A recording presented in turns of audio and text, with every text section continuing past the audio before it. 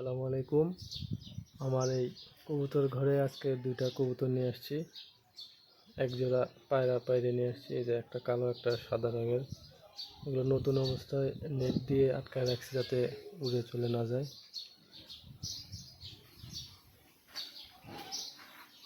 যে এখানে এটা পায়রা আর সাদাটা পায়রি হবে। এটাই প্রথম কবুতর। আমার জীবনের প্রথম কবুতর পালা এই দুইটাই। সাদাটা অনেক সুন্দর হবে পায়রিটা। প্রথম অবস্থায় আজকে খুলে দিয়েছি, ভয়ে খাবার খাচ্ছে না। আর আমরা চলে গেলে হয়তো বা খাবে, যে এখন খাওয়া শুরু করছে।